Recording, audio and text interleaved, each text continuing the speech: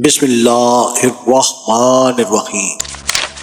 درس حدیث صحیح مسلم شریف، حدیث نمبر 131۔ جب تک لوگ لا الہ الا اللہ محمد الرسول اللہ نہ کہیں ان سے لڑنے کا حکم۔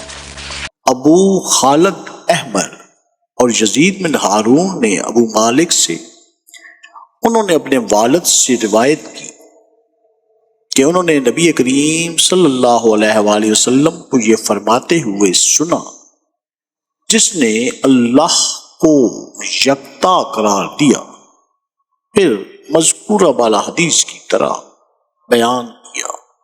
اللہ تعالی ہمیں احادیث مبارکہ پر عمل کرنے اور اس پیغام کو ہر انسان تک پہنچانے کا ذریعہ بنائے، آمین یا رب العالمین۔